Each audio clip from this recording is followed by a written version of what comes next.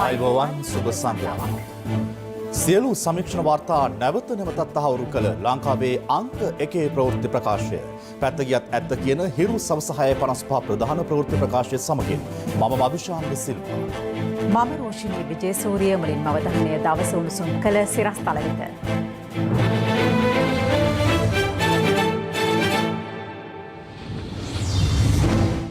Covid මෘතදේහ ආදාහනය කළ යුතු බව සෞඛ්‍ය ඇමතිවරිය යළිත් අවධාරණය කරයි.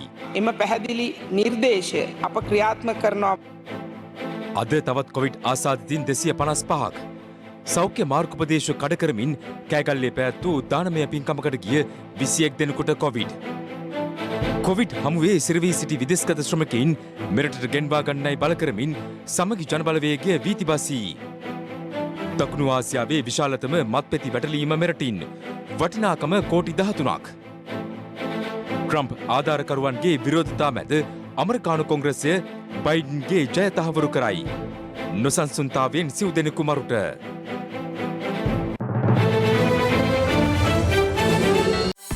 අදම CDB iDeposit ඩිජිටල් ස්ථාවර තැන්පතුවක් අරඹන්න. කොවිඩ් ආසාදිතයින් 255 දෙනෙකු අද අලුතින් හඳුනා ගැනුණු අතර ඉන් 54 දෙනෙකු බන්ධනාගාර ආශ්‍රිතව වාර්තා වූ බවයි යුද හමුදාපති ජෙනරාල් ශවෙන්ද්‍ර සිල්වා මහතා සඳහන් කළේ. මේ අතර සෞඛ්‍ය නීති උල්ලංඝනය කරමින් කෑගල්ල ප්‍රදේශයේ පැවති දානමය පින්කමකට සහභාගී වූවන්ට සිදු කළ PCR පරීක්ෂණ වලින් මේ දක්වා කොවිඩ් ආසාදිතයින් 21 දෙනෙකු හඳුනාගෙන තිබෙනවා.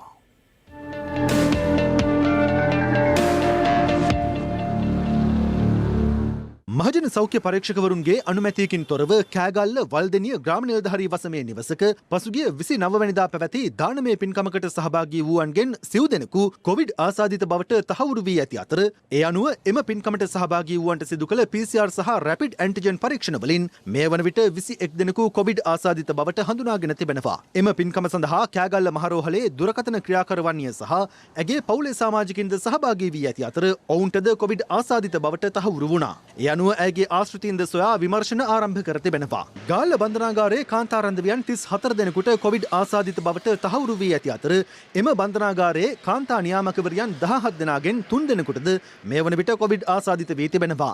ඉකුත් 5 වෙනිදා ගාල්ල බන්ධනාගාරයේ රඳවියන් සහ නියාමකවරුන් 69 දෙනෙකුට සිදු කළ PCR පරීක්ෂණ වලින් මෙලෙස 37 දෙනෙකු ආසාදිත බවට හඳුනා ගැනුණා. මීගමුව දළුපොත වේලක්කන් දේවස්ථානයේ නත්තල් දින පූජාවට සහ උත්සවයට සහභාගී වූ ළමා ගීතිකා කණ්ඩායමේ සමාජිකයෙකු කොවිඩ් ආසාදිත බවට අනාවරණ වීමත් සමග එම දේවස්ථානයේ පියතුමා සහ ගීතිකා කණ්ඩායමේ සෙසු සමාජිකින් උත්සවයට සහභාගී වූවන් සහ ඔවුන්ගේ ආශ්‍රිතින් 70 දෙනෙකු නිරෝධහයට යොමු කෙරුණා.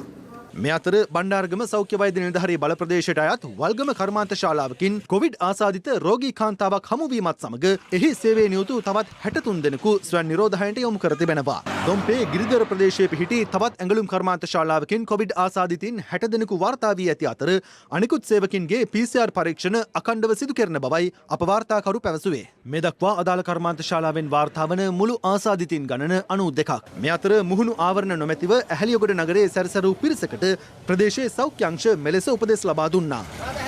පසුගිය 5 වෙනිදා රත්නපුර මහනගර සභා බල ප්‍රදේශයෙන් පමණක් කොවිඩ් ආසාදිතින් 11 දෙනෙකු වාර්තා වීම හේතුවෙන් අනවශ්‍ය සංචරණ සිදු කිරීමෙන් වළකින ලෙස සෞඛ්‍ය අංශ ජනතාවගෙන් ඉල්ලා සිටිනවා. කෙසේ වෙතත් සෞඛ්‍ය මාර්ගෝපදේශ නොතකමින් රත්නපුර නගරයට මැණික් ව්‍යාපාර කටයුතු සඳහා අදත් විශාල පිරිසක් එක් රැස්ව සිටින අයුරු මෙසේ දැකගත හැකි වුණා. මේ අතර රත්නපුර ප්‍රදේශයේ මැණික් ව්‍යාපාරිකයෙකු දඹුල්ල නිශ්ශංකහන්තිය ප්‍රදේශයේ තානායමක කාමරයක් තුළ ගෙල වැළලාගෙන මියගොස් ඇති අතර ඔහුගේ මෘතදේහය සම්බන්ධයෙන් සිදු කළ PCR පරීක්ෂණයෙන් කොවිඩ් ආසාදිත බවට තහවුරු වී තිබෙනවා. අදාළ ව්‍යාපාරිකයා ආසාදිත බවට තහවුරු වීමත් සමග තානායමේ සේවකින් නිරෝධහයට යොමු කළ අතර දඹුල්ල මූලස්ථාන පොලිසියේ නිලධාරීන් 12 දෙනෙකුද ස්වයං නිරෝධහයට යොමු කෙරුණා. මියගිය අය සම්බන්ධයෙන් පශ්චාත් මරණ පරීක්ෂණය පැවැත්වීම සඳහා ඔහුගේ ඥාතීන් දැනුවත් කළද ඔවුන් මේ දක්වා නොපැමිණීමෙන් ගැටලු රසක් මතුව ඇති බවත් මහජන සෞඛ්‍ය පරීක්ෂකවරුන් පවසනවා. මේ අතර කෑගල්ල නගරයේ අහඹු ලෙස තෝරාගත් 60 දෙනෙකුන් යුත් නියැදියක 11 දෙනෙකු කොවිඩ් ආසාදිත බවට තහවුරු වී තිබෙනවා. කෑගල්ල උඳුගොඩ COVID-19 ප්‍රතිකාර මධ්‍යස්ථානයේ එක් පැත්තක් නායාමේ අවදානමකට ලක්ව ඇති ආකාරයයි මේ.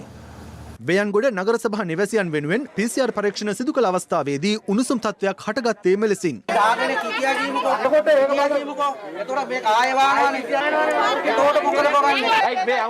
ඔන්න අපේ කියන්න ඕන ටික ඔයාලා කිව්වා ඔයාලා තමයි තීරණය ගන්නේ අපි මොකද කරන්න කියන එක.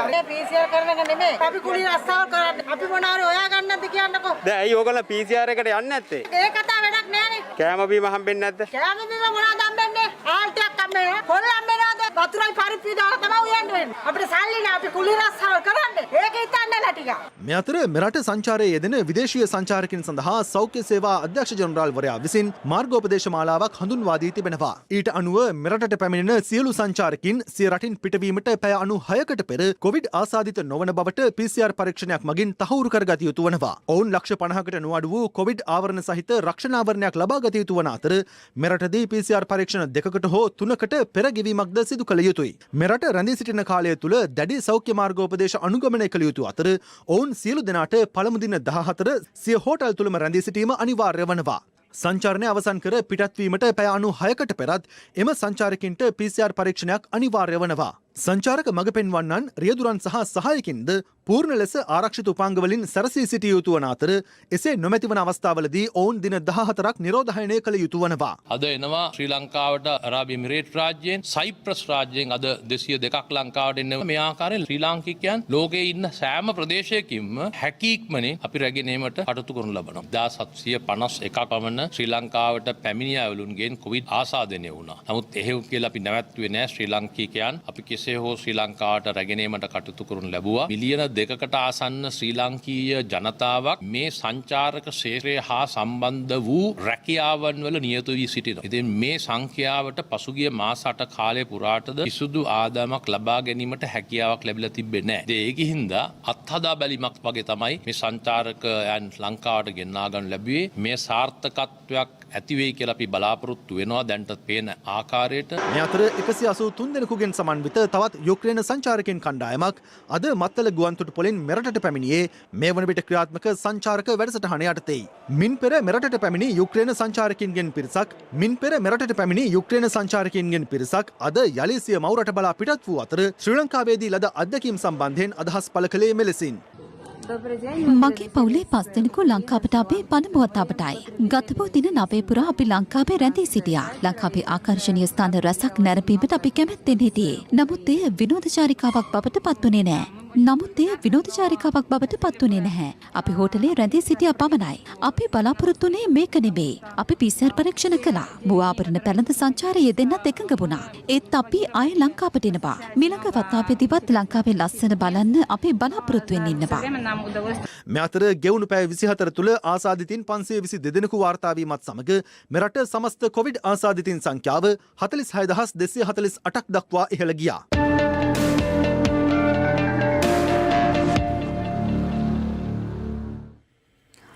අමරිකානු කොංග්‍රසය මීළඟ අමරිකානු ජනාධිපතිවරයා ලෙස ජෝ බයිඩන් ජයග්‍රහණය කළ බව අද නිල වශයෙන් තහවුරු කළා.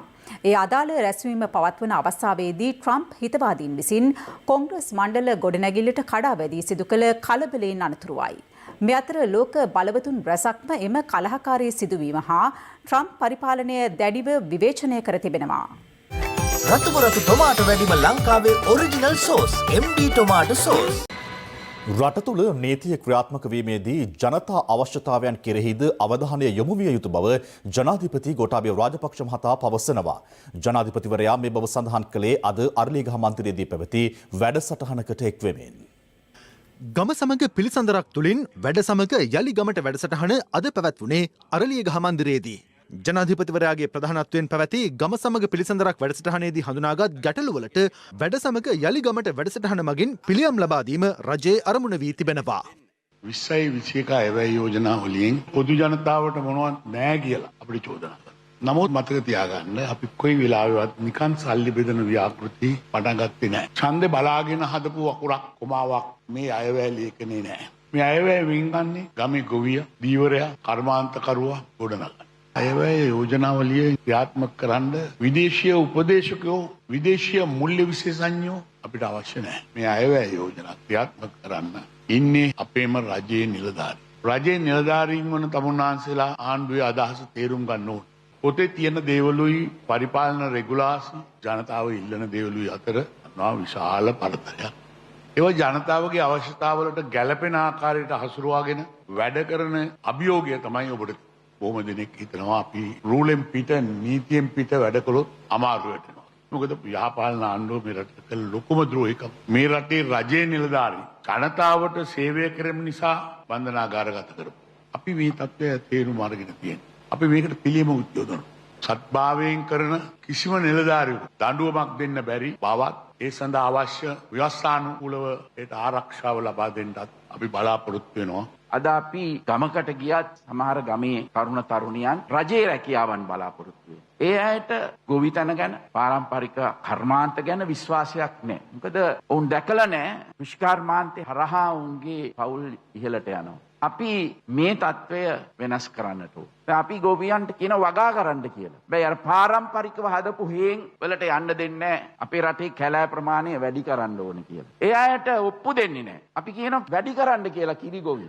හැබැයි හරක් ටිකට තනකොළ කන්න කැලෑවකට යන්න දෙන්නේ නැහැ. නීති තියෙන්නට පුළුවන්. හැබැයි නීති ක්‍රියාත්මක කරනකොට අපි බලන්න ඕන ඒකම කොහොමද ජනතාවගේ අවශ්‍යතාවයන් ඉටු කරන්නේ කියලා. අපේ බොහෝ දේවල් වෙලා තිබෙන්නේ වැඩ නොකරන්නට. මේවා විසඳීමට තමයි අපි ගමට යන්නේ. පිටරට ගොවියන්ට යන මුදල අපේ ගොවියා අතට පත් කරන්නට ඕන. එමනම් අපි ගොවියා දිරිමත් කරනවා පමණක් නෙවෙයි ගොවියාට ඒ අවශ්‍ය වාතාවරණය සකස් කළ දෙන්න.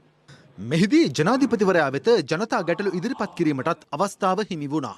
කොච්චර අපි කිව්වත් මිනිස්සුන්ට වවන්න කියලා අලියා නොවන මනසතුන්ගේ අපේ ප්‍රදේශයේ මිනිස්සු අනන්ත අප්‍රමාණ දුක් විඳිනවා. Taman වගාගත්ත භවභෝග ටික රැයක් වෙනකොට එක්ක උරුව කාලා ගිහිල්ලා එක්ක වඳුර විනාශ කරනවා එක්ක මොනර ඇවිල්ලා විනාශ එක්ක දඬුල වෙන විනාශ කරනවා. ඉතින් මේක අවධානය යොමු වෙන්න ඕන. කොහොමද වවලා මිනිස්සු අස්වැන්න ගන්නේ? මේ ප්‍රදේශවල විවිධ ගැටලු පිළිබඳව ගමිනුත් අපිට එන්නට ඕන ගතයුතු ක්‍රමවේද ගැන. එතකොට අපිට ඒකට ක්‍රියාත්මක වෙන්න පුළුවන්. දැන් මේක වැඩේ වෙලා තියෙන්නේ විරුද්ධ පක්ෂය දැන් හැමතැනම අලි යන උද්ඝෝෂණ කරනවා. හරියට නිකන් මේ අලි පැටව ගැහුවේ මම ආවට පස්සේ වගේ. මේක අවුරුදු ගාණක් තිබිලා ඒ ගැන කිසිම දෙයක් කරන්නේ නැතුව දැන් යනවා උද්ඝෝෂණ කර ගම වටේ අලි ඇවිල්ලා කියලා. අපි පැහැදිලි ක්‍රමවේදයක් ඒකට අරගෙන තියෙනවා.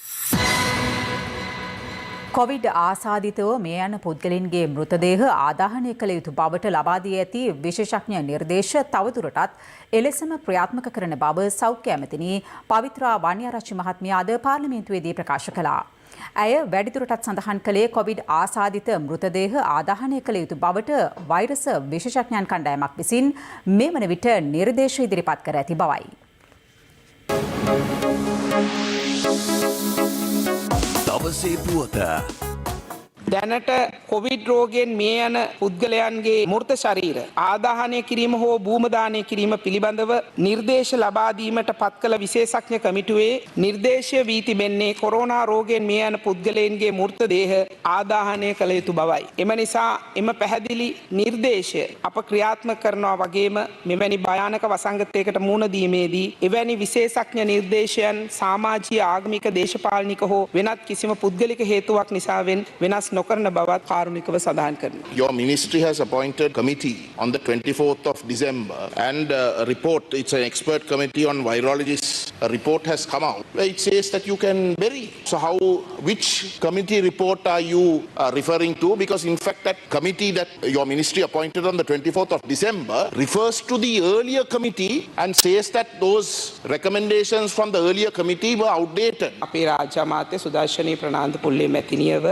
හමු වෙලා තිබුණා වෛරස් විශේෂඥයින් පිරිසක්. ඒ අයගේ තීරණයක් මා වෙත ලබා දුන්නා. ඒ තීරණය අප විසින් පත් කරලා තියෙන ප්‍රධාන කොමිටුවට යොමු කරලා තියෙනවා. ඒක මේ ප්‍රධාන කොමිටුව නෙවෙයි. ප්‍රධාන කොමිටුවෙන් තාම අපිට වෙනම තීන්දුවක් ආවේ නැහැ. Committee that was appointed, that means was appointed not by the Honorable Minister of Health but by the State Minister, if I'm not mistaken. Unofficially they met Honorable Sudarshani Fernando Pulle. So we are not in court. That she will come back immediately when the decision is made. I have not got an answer. The statement made by the Honorable Minister is simply that a report has been handed over to a main committee and the main committee is deliberating. That is not an answer to my question. I want a date, a firm date. In your question, you have never asked for a date. I think if you want to get a date, we are sitting only again on the 19th. So that week, perhaps some announcement could be made. That is very clear.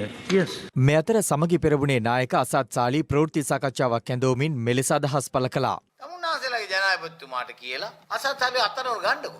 විමල්ට අභියෝගයක් අසත්ගෙන්. පුළුවන් නම් කරන්න. මේ මරණයක් උස්සගෙන මුන් දේශපාලනය කරනවා. යකෝ අපි දේශපාලනය කරනවා නෙවෙයි. තොප්පිලා තමයි මේක දේශපාලනය කරලා තින්නේ මරණය. වෛරොලොජිස්ට්ලා මයික්‍රෝබයොලොජිස්ට්ලා දැම්මාම ඒකලා දුන්නා වාර්තාවක් ප්‍රශ්නයක් නැහැ කියලා. GMO එක දුන්නා වාර්තාවක් ප්‍රශ්නයක් නැහැ කියලා. ශ්‍රී ලංකා මෙඩිකල් ඇසෝසියේෂන් මානව හිමිකම් කමිෂන් Human Rights International දුන්නා ප්‍රශ්නයක් නැහැ කියලා. Amnesty International එක්සත් ජාතීන්ගේ සංවිධානය WHO එක කියනට ප්‍රශ්නයක් නැහැ කියලා. අද අන්තිමට මෛත්‍රීපාල සිරිසේන සෞඛ්‍ය ඇමති ඇටියට කියනවා මේක අනිවාර්යෙන් කරන්න ඕනේ. මම WHO මොකද කියන්නේ? එතන මම ඉන්නවා. මේ රටේ මේ ආණ්ඩුව හැමදේම WHO එකේ අනේක මේ භූමි දානේ විතරක් මුස්ලිම් ජනතාවගෙන් පලිගණ්ඩ කරගෙන යනවා කියන එක කවුරුත් දන්නවද?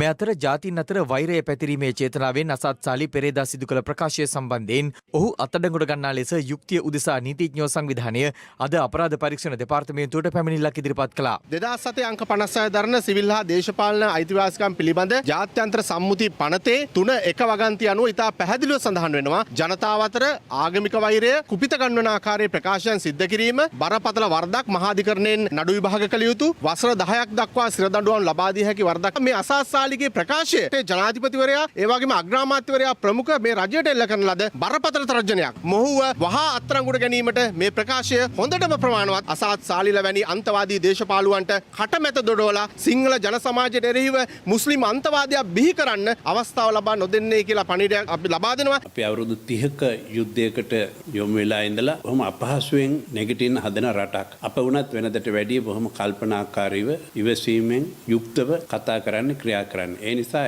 ඒ தત્ත්වය බිඳ දමන්න එපා කියලා මුස්ලිම් දේශපාලන කොටස් වලට මම මතක් කරනවා. පටු දේශපාලන වාසි ගන්න, තමන් වීරයෙක් වෙන්න, තමන්ගේ වර්ගය තුළ තමන් කැපී පෙනෙන්න මෙවැනි ප්‍රකාශ කරන්න එපා. ඒ රටට දැඩි ලෙස බලපානවා කියන පණිවිඩය අපි ඔවුන්ට දෙන්න කැමතියි. භූම දානයේද ආදාහනයේද කියන එක දේශපාලඥයෝ තීරණය කරන්න ඕන දෙයක් නෙවෙයි. විශේෂඥ පිරිසක් තමයි ඒ කටයුත්ත කරන්නේ. නිසා ඒ කමිටුවට බාර දීලා ආදාහනය කරනවද භූම දාහනය කරනවද කියන මාතෘකාවෙන් දේශපාලඥයෝ පැත්තකට වෙන්න ඕනේ. නැවත උඩුපුරන්න පටන් අරගෙන තියෙනවා අසස්සාලි. අපි අසස්සාලිට කියනවා බංකොලොත් දේශපාලඥයින්ගේ ප්‍රකාශ වලින් සිංහල ජාතිය ආවේගශීලී මට්ටමට ගන්න හරි අමාරුයි. හැබැයි අසස්සාලි ඊයේ පෙරේද වෙනකොට කරපු ප්‍රකාශය ඉතාමත්ම බරපතල ප්‍රකාශයක්. අපි විශේෂයෙන්ම මේ රජයේ වගකීම් නීතිය ක්‍රියාත්මක කරන අයට කියනවා නියපොත්තෙන් කඩන්න තියෙන එක පොරවෙන් කපන්න තියන්න එපා. ඒ වගේම අපි අසත් සාලිවගේ උදවියට කියනවා ඔයිට වඩා තර්ජනාත්මකව දේවල් කියපු ප්‍රභාකරන්ට අත්වෙච්ච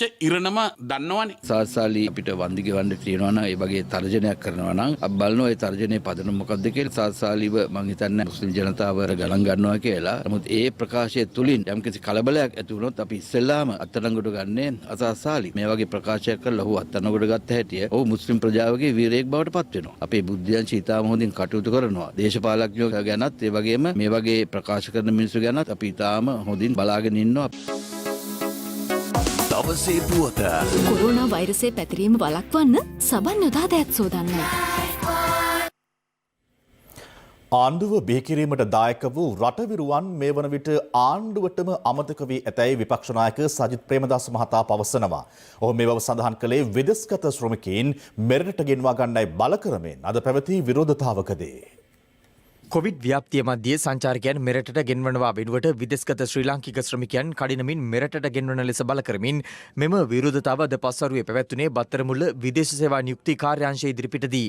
ඊට විපක්ෂ නායකවරයා සහ සමගි ජනබලවේගයේ මන්ත්‍රීවරු ඇතුළු පිරිසක් එක්ව සිටියා.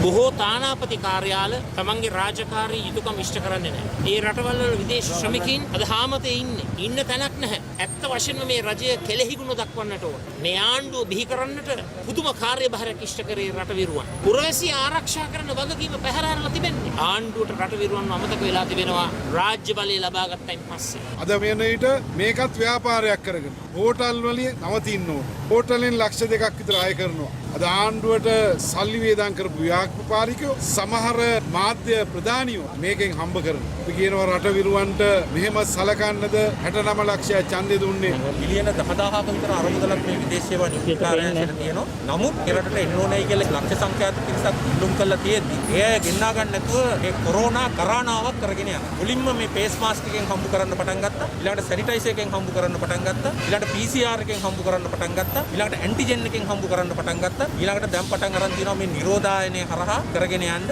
මේ අතර මෙරටට පැමිණීමට බලාපොරොත්තුවෙන් සිටින විදේශගත ශ්‍රී ලාංකිකයන් ගෙන්වා ගැනීම සඳහා එළඹෙන සතියේ සිට ගුවන් ගමන් වාර වැඩි කිරීමට පියවර ගන්නා බව අමාත්‍ය නාමල් රාජපක්ෂ මහතා ට්විටර් පණිවිඩයක් මගින් දන්වා තිබෙනවා.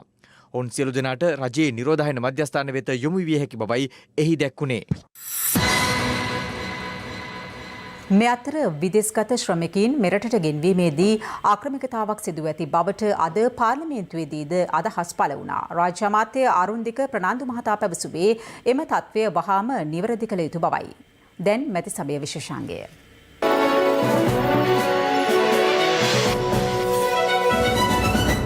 පාස්කු ප්‍රහාරය පිළිබඳව කොමිසම දීර්ඝ කාලයක් රැස් වෙලා අවසාන අධීරයේ තියෙනවා. අපි ගරු කතානායකතුමා එවකට පාර්ලිමේන්තු මන්ත්‍රීවරයෙක් විදියට ප්‍රකාශයක් කරනවා පාස්කු ප්‍රහාරය අපිට දැන්නුවා. අපි නිහඬව හිටියා. ඒක එවකට ආණ්ඩුවේ වගකීමක් නිසා. බරපතල ප්‍රකාශයක් කරුවමතු. අග්‍රාමාත්‍යතුමාගේ එවකට විපක්ෂ නායක ආරක්ෂක ඒකකයත් මේක දැනගෙන හිටියා කිව්වා. ඒ තොරතුරු දෙකේ තියෙන වටිනාකම මේකේ හරි දිශානතියට මේක හරවන්න පුළුවන් වෙයි. කොමිසම කටයුතු කරන්නේ ස්වාධීන ලෙස කොමිසමේ කාර්යභාරයන් වලට අපිට මැදිහත් වීමේ හැකියාවක් නැහැ. පොලිසිය විසින් කරන ලද සියලුම විමර්ශන කටයුතු නොවැම්බර් මාසයේදී ගරු නීතිපතිතුමා වෙත ඉදිරිපත් කරලා තියෙනවා. එතුමා කියලා තියෙනවා එතුමා බලාගෙන ඉන්නවයි කියලා. ජනාධිපති කොමිෂන් සභාවේ අවසන් වාර්තාව එනතුරු මම හිතනවා මේ සියලු දේවල් අරගෙන අපි මේකේ අලගිය මුලගිය සියලු තැන් හොයාගෙන පූර්ණ වශයෙන් හා අවසානාත්මක වශයෙන් මේ ප්‍රශ්නයට විසඳුමක් හොයාගන්න අපිට පුළුවන් වෙයි. පහුගිය මැතිවරණය එවකට යහපාලන රජයේ පරාජයයෙන් ප්‍රධානම හේතුව මේ පාස්කු ප්‍රහාර සිද්ධිය. එවකට ජනාධිපති මෛත්‍රීපාල සිරිසේන මැතිතුමා අපේ හිටපු නායක රනිල් වික්‍රමසිංහ මැතිතුමා ඇතුළු එවකට ආණ්ඩුවට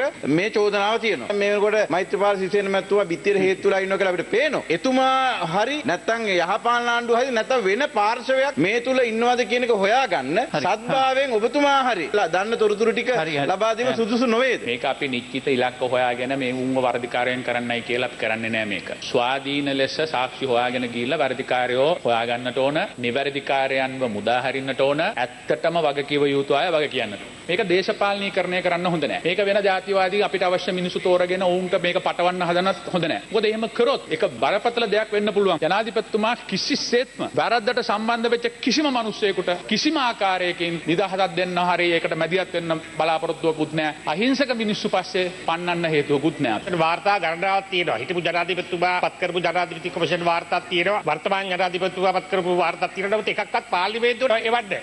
වැරදිනේ ඔබතුමා කියන්නේ. වාර්තාව සාම සකස් කරගෙන ඉන්නේ. ආවම අපි ජනාධිපතිතුමාත් එක්ක මන්ත්‍රීවරු ඉල්ලන්නේ බලන්න. විපක්ෂ නායකතුමා වර්ධිකාරය කරපු කොමිෂන් වාර්තාවද? තුමාලා පක්ෂනායක ගැන කතා කරුවේ නෑ. බංගිවත් ජනාධිපතිතුමා ඔබතුමායි ප්‍රශ්නය තේරුම් ගත්තා. එතුමා උත්තරයක් දුන්නා. දැන් ඒ ඇති. මේ වෙනමයි පත්තු වෙන්නේ. ඔබතුමා ආසනයේ ඉන්නේ. මම ආසනයේ ඉන්නේ.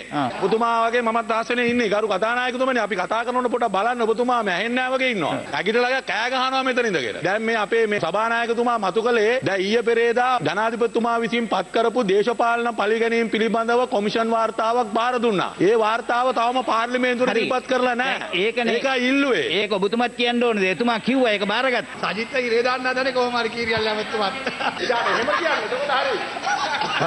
ඉජාස් ඉස්පුල්ලා දැන් මාස 9ක් වහලා ඉන්නවා කිසිම චෝදනාවක් නැතුව හැපදෙන්න කියන විතරයි අපි ඉල්ලන්නේ. ඉජාස් උස්බේලා කියන පුද්ගලයා පාස්කු ප්‍රහාරයට සම්බන්ධ වෙච්ච මරාගෙන මැරෙන ත්‍රස්තවාදී සමග 3 වතාවක් දුරකථනයෙන් කතා කරලා තියෙනවා මේකට ඉස්සෙල්. ඒ වගේම තමයි අයා විවාහ වෙලා තියෙන්නේ ඊජිප්තු කාන්තාවක් සමග. ඒ කාන්තාවත් ත්‍රස්තවාදී සංවිධානයකට සම්බන්ධයි. ඒ වගේම තමයි ඔහු Pole of Unity කියන ඒ පාසලක් පවත්වාගෙන තියෙනවා. ඒ පාසලේ දේශන පවත්වලා තියෙන්නේ සහරාන්. එතකොට ඒකට මුදල් ලැබිලා තියෙන්නේ කටා චැරිටි කියන United Nations වලින් තහනම් වෙච්ච සංවිධානයක්. මෙන්න මේ සාක්ෂි මත තමයි රඳවාගෙන තියෙන්නේ. තවදුරටත් විමර්ශන කටයුතු සිදු වෙනවා. ඉන්දියාව බංග්ලාදේශ වැනි රටවල් පවා තමන්ගේ පුරවැසියන් ඒ රටවල මරණය දැක දැක ජීවත් වෙන්න ඉඩ නොදී තමන්ගේ පවුල් එක සමගින් ජීවත් වීම සඳහා කැඳෙව්වා. ඒ තමුන්නාසල මාස 10ක් ගිහිල්ලා කැඳවන්නට යුක්‍රේන සංචාරකයෝ ගිනවා. නිරෝධායන වෙන්න 1,50,000ක් විතර ගන්න. PCR එකට 16,000ක් ගන්න. ටිකට් එක ලක්ෂකමාරක් විතර වෙනවා. ලංකාවට ප්‍රවේශයකට ලක්ෂ 4ක් විතර වැය වෙනවා. මාස වැටුප් රුපියල් 60,000ක් නේ ඒගොල්ලන්. රුපියල් 50,000ක් ගත්තොත් මාස 8ක වැටුප් ගෙවන්න ඕන ලංකාවට එන්න. තමුන්නාසල පාලකයෝද මේ රටේ පුරවැසියන්. මේ කාර්ය සාධක බලකායක විදේශ කටයුතු අමාත්‍යාංශයේ ලේකම්වරයාගේ වමනාව මත තමයි ගේන්නේ කවුද නොවෙන්නේ කවුද කියලා තීරණය කරන්නේ. අපිට තියෙන කනගාටුව තමයි සමහරක් අය මේක ව්‍යාපාරයක් බවට පත් කරගෙන තියෙනවා. සමහරක් වෙලාවට එක එක තරව්කාරයෝ ප්‍රයොරිටි ලිස්ට් එකට දාගන්න සමහරක් අය සල්ලි ඉල්ලනවා. රජයේ COVID-19 සෙන්ටර්ස් වල ඉඩ ප්‍රමාණය සම්බන්ධයෙන් මතු කරලා ඒ අයට කියනවා හෝටල් වලට යන්න කැමති නම් විතරක් රටට යන්න අවස්ථාව දෙන්නම් කියලා. ඒතකොට මෙතනට ආවට පස්සේ කියනවා යම් යම් හෝටල් වලට විතරක් ඒ අය යොමු කරන්න. එක පැත්තකින් මේක විනාශ කරන කණ්ඩායමක් ඉන්නවා. ඒ විනාශ කරන කණ්ඩායමට මේ ආණ්ඩුව විනාශ කරන්න දෙන්න බෑ. මේක ක්‍රමවත් වැඩපිළිවෙලක් ඔස්සේ ගෙනියන්න අපි බෙනී හිටිනවා. එහෙම නොවුනොත් අපි නැවත වතාවක් මේ පාර්ලිමේන්තුව පාවිච්චි කරලා මේ අකටයුතුකම් කරන අය හෙළි කරන්න අපි අනිවාර්යෙන්ම බලාපොරොත්තු වෙනවා. ආණ්ඩුව ඇතුලේ ව්‍යාපාරංකාරයෝ වෙනම කණ්ඩායමක් ඉන්නවා දේශපාලනය කරන වෙනම කණ්ඩායමක් ඉන්නවා. අද දේශපාලනය කරන කණ්ඩායම් ටික පාර්ලිමේන්තුවේ ඇවිල්ලා අඬනවා ව්‍යාපාරංකාරයන්ගෙන් මේ රට බේරලා දෙන්න කියලා. අපිට තේරෙනවා ඔබතුමල්ලා දේශපාලනය කරලා මේ ආණ්ඩුව හැදුවට මේ ආණ්ඩුවේ මන්ත්‍රීවරු මැති ඇමතිවරු අද අසරණ වෙලා තියෙනවා ජාවාරංකාරයෝ වට වෙලා මේ ආණ්ඩුව විනාශ කරන නිසා. දැන් මඩකලපුව දිස්ත්‍රික්කයේ සංජීවන් කියලා ඉන්නවා දරුවෙක්. ඒ ළමයා හඳුනාගෙන තියෙනවා underwater glider that can glide underwater and it will bring all sorts of data. එහෙම ළමයෙක් අපි පාර්ලිමේන්තුවට කවදාරි ගෙනල්ලා ඒ ළමයාට අපි ප්‍රශංසා කරලා තියෙනවද නැහැ? අපි පාර්ලිමේන්තුවට ගේන්නේ කවුද? පැණි හදන කට්ටිය. දැන් මේ ඊයේ පෙරේද මම දැක්ක ඉතාලම වැරදි ආදර්ශයක්. කතානායකතුමත් ඒ පැණි බීලා තිබ්බා. මේ හෙල්ත් මිනිස්ට්‍රේ පැණි බීලා තිබ්බා. ඊට පස්සේ ජනතාව ගිහිල්ලා මේ මිනිස්සයා ගෙදර ඉස්සරහ හිටියාම මිනිස්සු පොලිසියෙන් දාලා එළවනවා. හැබැයි පැණි එකට දෙන පබ්ලිසිටි එකක්වත් මේ සංජීවන වගේ දරුවෙක් කාර් එකක් හොයාගත්ත ළමයෙක්ට දෙන්නේ නැහැ මේ රටේ. රැකියා ලක්ෂයක් දෙනවා. ධනාධිපතිතුමා කිව්වේ නැති බැරි මිනිස්සුන්ට මේ රස්සා දෙන්න කියලා රුපියල් 6,80,000ක මෝටර් බයික් එකේ ළමයා ඉන්නවා ඉන්ටර්විව් එකට. බලද්දි කවුද මන්ත්‍රී කෙනෙක් ලක්ෂ ගාණක් අරගෙන ඒ ළමයාට ඒ රැකියාව දීලා තියෙනවා.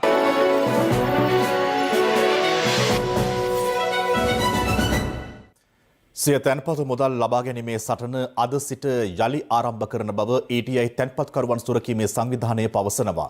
ඔවුන් මේ බව සඳහන් කළේ ස්වර්ණමහල් හිටපු අධ්‍යක්ෂවරුන්ට අධිකරණයෙන් අප ලබා දීම සම්බන්ධයෙන් අද පැවති ප්‍රවෘත්ති සාකච්ඡාවකට එක්වෙමින්. රුපියල් බිලියන 13.7ක මුදලක් තැන්පතු ලෙස නීති විරෝධීව ලබා ගැනීම සහ මුදල් විශුද්ධීකරණ චෝදනා මත අපරාධ පරීක්ෂණ දෙපාර්තමේන්තුව මගින් අත්අඩංගුවට ගත් ස්වර්ණමහල් ජුවලර්ස් ආයතනයේ හිටපු අධ්‍යක්ෂවරුන් කොටුව ප්‍රධාන මහේස්ත්‍රාත් අධිකරණයට ඉදිරිපත් කළේ ඊයේ පස්වරුවේයි. එහිදී ඔවුන්ට අපදීම සම්බන්ධයෙන් නීතිපති දෙපාර්තමේන්තුව දැඩි විරෝධය පළ කළේ සැකකරුවන් රටින් පලා යාමේ සැකයක් මතුවන බවද පෙන්වා දෙමින්. කෙසේ වෙතත් කරුණු සලකා බැලූ කොටුව ප්‍රධාන මහේස්ත්‍රාත්වරයා ස්වර්ණමහල් හිටපු අධ්‍යක්ෂවරුන් අපමත මුදා හැරීමට නියෝග කළා. අදාළ නියෝගය ප්‍රකාශ කිරීමත් සමග අධිකරණයේ ඉදිරිපිට රැස්ව සිටි ETI තැන්පත්කරුවන් නොසන්සුන් වුණා.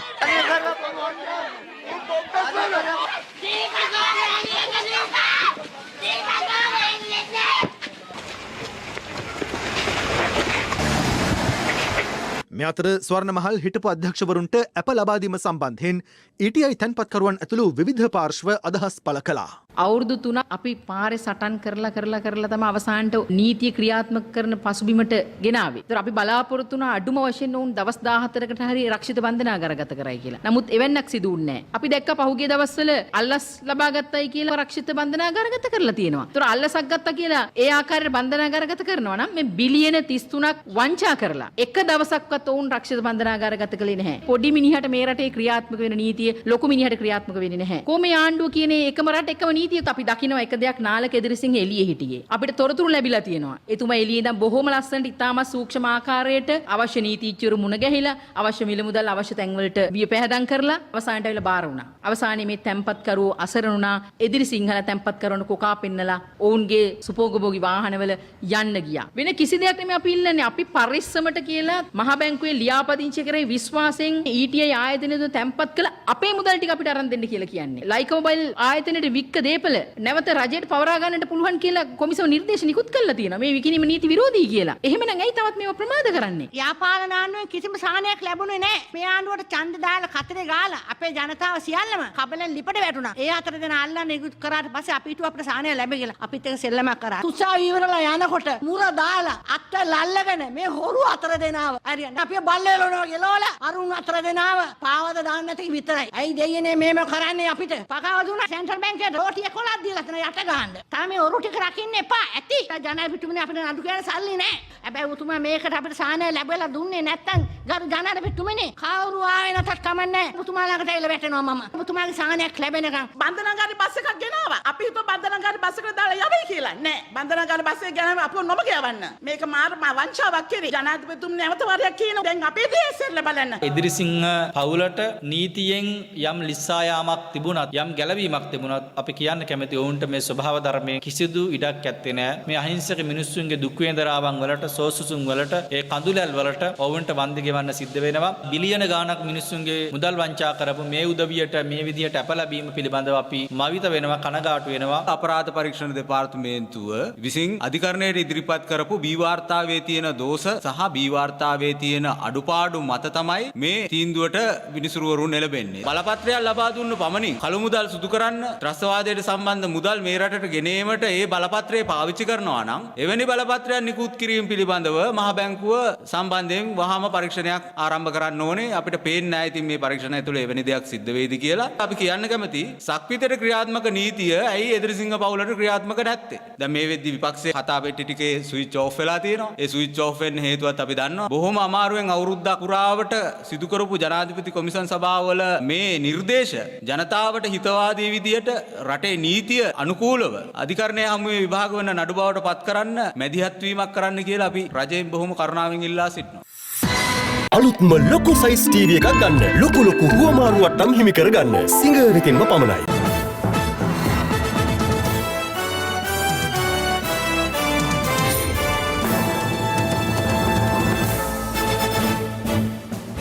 පෞද්ගලික සමාගමක් විසින් මුතුරාජවල තෙත්බිම් මහා පරිමාණ සංචාරක වැඩපිළිවෙලක් සඳහා යොදා ගැනීමෙන් ගම්පහ ජනතාවගේ ජීවිත අවධානමකට යොමු කර ඇති බව අගරදුගුරු අතිඋතුම් මැල්කම් කාදින රංජිත් හිමිපාණන් පවසනවා. අද කොළඹ පැවති මාධ්‍ය හමුවකට එක්වෙමින් උන්වහන්සේ මේ බව ප්‍රකාශ කළා. මුතුරාජවෙල කියන තෙත් භූමිය මහා ප්‍රමාණයේ සංචාරක වැඩපිළිවෙලක් සඳහා යොදා ගන්නට සැලසුම් සකස් කරගෙන එක්තරා සමාගමක් එය රජයේ ඉඩමක් වුණත් Taman සතු කරගෙන එහි බහුකාර්ය වැඩපිළිවෙලක් දියත් කරන්නට බලාපොරොත්තු වෙනවා. මේ ළඟදී වනජීවි බෝඩ් සියල්ලම ඉවත් කරලා මේක පුද්ගලික සමාගමට අයිති දේපලක්ය කියලා හැමතැනම බෝඩ් ගහලා තියෙනවා. වනජීවි එකට යටත් වෙලා තිබිච්ච මුතුරාජවෙල එකපාර පුද්ගලික සමාගමකට අයිති පුද්ගලික දේපලක් වුණේ කොහොමද? අපිට දැනගන්නට ලැබුණා ගොවි ජන සේවා දෙපාර්තමේන්තුවේ ගම්පහ කාර්යාලය හරහා යම්කිසි මුදලක් ගෙවලා සම්පූර්ණ ඉඩම් අක්කර 700ක් පමණ වෙන් කරගෙන තියෙනවා කියලා මේ වැඩපිළිවෙලට. මේ සැලැස්ම අනුව පේනවා මෙතන උඩින්ම තියෙන්නේ මීගමු කලපුව. මේගොල්ලන්ගේ මේ වැඩපිළිවෙල යන්නේ මෙන්න මේකයි. කලපුවට ඉතුරු වෙන්නේ බොහොම චුට්ටයි. අනිත් ඔක්කොම විනාශ වෙනවා. මෙන්න මේ වගේ විශාල ගොඩනැගිලි ඔය මඩගොහරේ හයි කරන්න හදන්න මේවා කොහොමද එකෝ ෆ්‍රෙන්ඩ්ලි වෙන්නේ? මේවා නිකන් හාමුදුරනේ ගිනි පෙට්ටි වගේ. ග්ලෝරිෆයිඩ් ප්‍රිසන්. ඒ නිසා මේ මෝඩ වැඩේ කරන්න එපා. මේකෙන් වෙන්නේ ජනතාවගේ ජන ජීවිතය සම්පූර්ණයෙන්ම අවුල් වීම. ඒ නිසා අපි මේ ව්‍යාපෘතියට විරුද්ධයි. මේක කරන්න දෙන්න බෑ. මේක කරන්න දෙන්නෙත් නැහැ. රටක පාලකයන්ටවත් ආර්ථිකයේ මෙහෙවන සමාගම් වලටවත් විදේශීය බලවේගවලටවත් අයිති නෑ මේ රට. මේ රට අයිති අපිට. එහි ජීවත් වෙන මිනිසුන්. රට පාලනය කරන අයට රට බාර දීලා තිනවා අවුරුදු 5කට 6කට බලා ගන්න. ඒ මිසක් ඒගොල්ලන්ට අයිතියක් දීලා නෑ කවුරුවක්වත්. අපේ ජන ජීවිතය අවුල් කරන්න එන්න එපා. ඔයාලා ඔයාලගේ යුතුයකම් ඉෂ්ට කරන්න රටේ නීති රීති වලට අනුව. එතනින් එහාට එන්න આવොත් ඕගලන්ට පාරට බහින්න වෙනවා. ඕගලන්ටත් ගෙදර යන්න වෙනවා. ත්‍රස්තවාදය සහ මෛත්‍රිය කරුණාව කිසි කලක එක් නොවන සංකල්ප දෙකක්. නමුත් සිය අවබෝධය තුළින් ත්‍රස්තවාදයකුට පවා යහමගට පැමිණීමේ අවකාශ පවතින බවට ජීවමාන නිදසුනක් ගැන අපට වාර්තා වුණා. මේ ගිනි අවිය අතහැර බුදුන් සරණ ගිය ඔහුගේ කතාවයි. ඔහු නමින් යොගරාසා කිරුබාකරන්. යොගරාසා 2006 වර්ෂයේදී LTTය බලහත්කාරයෙන් සිය සංවිධානයට බඳවා ගන්නවා. අවුරුදු 23දී LTTයට බැඳුණු යොගරාසා නන්දිකඩාල් අවසන් සටන දක්වාම LTTය වෙනුවෙන් කටයුතු කරනවා. අවසන් සටනේ මානුෂීය මෙහෙයුම අතරවාරයේදී යොගරාසගේ පවුලේ සමාජිකයින් යුද හමුදාවට බාරවීමට යන මොහොතේ LTTය යොගරාසගේ නැගණිය වෙඩි තබා ඝාතනය කරනවා. අවසානයේදී යොගරාසාද යුද හමුදාවට බාරවීමට තීරණය කරන්නේ යුද්ධය අවසන් වීමට මාසයකට පෙර ආතුවයි. යුද හමුදාව යටතේ පුනරුත්ථාපනය වී සමාජගත වන යෝගරාසා අද වන විට නිර්මල බුදුදහම වැළඳගත් සැදැහැවත් බෞද්ධයෙක්.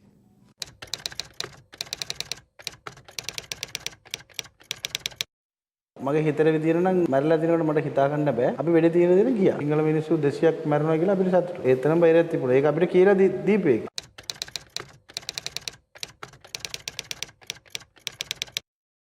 මට සතුටුයි. මම බාර වුණේ 4 වෙනි මාසේ 5 වෙනිදා. අපි LTT ගේ අයියෙම හිටියේ කියලා මට දුක හිතුණා. අපේ මිනිස්සු මරුවා කියන්නේ ඒක හිතට අමාරු. අම මිනිස්සුටම ආමික ගොඩක් උදව් කරා. සිංහල මිනිස්සු කියන්නේ පිට වෙඩිය හොඳ මිනිස්සු කියලා අපි දැනගත්තා. ඕල් මාසේ අටකර පූජාවක් කරා. හිතට ලොකු සතුටක් ලැබුණා. චලික සල්ලි වලම චෛත්‍යයක් හදනවා. දැන් අඩිතාලම ඔක්කොම දාලා තියෙන්නේ. මම ආයේ ජීවිතේට කවදාවත් මිනිස්සුටම වැඩි කරන්නේ. බුදුහාමුදුරුගේ පැත්තේ යන්න තමයි මට වෙඩිය කැමති. ශ්‍රී ලංකා ටෙලිකොම් සහ මොබිටෙල් සේවා එක්තැන්ව SLT මොබිටෙල් ලෙසින් අලුත් ගමනක SLT මොබිටෙල් එකම එක සබැඳියාව.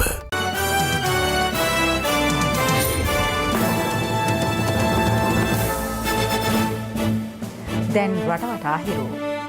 රටවටා හිරු. සත්ව ආහාර බව හඟවමින් බෙල්ජියමේ සිට ගුවන් තැපැල් මගින් කොළඹ මධ්‍යම තැපැල් හුවමාරුවට එවා තිබූ රුපියල් කෝටි 13.5කට වඩා වැඩි වටිනාකමකින් යුත් මත්පැති 18000ක් අද රේගුබාරයට ගත් අතර එය ආසියාවේ විශාලතම මත්පැති වැටලීම් බව රේගුව ප්‍රකාශ කළා. කොළඹ වරායේ නැගෙනහිර පර්යන්තය ඉන්දියාවට විකුණන බවට චෝදනා කරමින් වරාය වෘත්තීය සමිති කිහිපයක් අද වරාය පිවිසුම ආසන්නයේදී උද්ඝෝෂණයක නිරත වුණා. පෙරටේ දේපල පෞගිය ආණ්ඩුව කරා වගේ විකුණන්න ගියොත් වැඩි කලක් නැතුව එතර යන්නේ නෑ විතරක් නෙවෙයි මේ ආණ්ඩුව පෙරලන වෙරළ සංරක්ෂණ දෙපාර්තමේන්තුවේ අවසරයකින් තොරව මාතර මිරිස්ස කොකනට් හිල්ස් සංචාරක ස්ථානයේ වැටක් ඉදිකර එම ස්ථානයේ අවහිර කිරීම සම්බන්ධයෙන් හිරු කළ අනාවරණයෙන් පසු අත්අඩංගුවටගත් අදාළ ඉඩමේ හිමිකරුගේ පුත්‍රයා මාතර මහේස්ත්‍රාත් අධිකරණයට ඉදිරිපත් කිරීමෙන් පසු රුපියල් 10,000ක දඩයක් මත නිදහස් කෙරුණා. මේ අතර ඉදිකර තිබූ වැට ගලපා ඉවත් කිරීමටද අද ඔවුන් මෙලෙස කටයුතු කළා. ඒ සමගින් 6:55 ප්‍රධාන ප්‍රවෘත්ති ප්‍රකාශය නිමාවට පත්වනවා.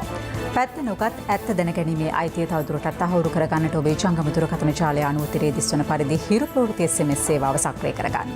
නැවතම රාත්‍රී 9:55. ආයිබෝවන්.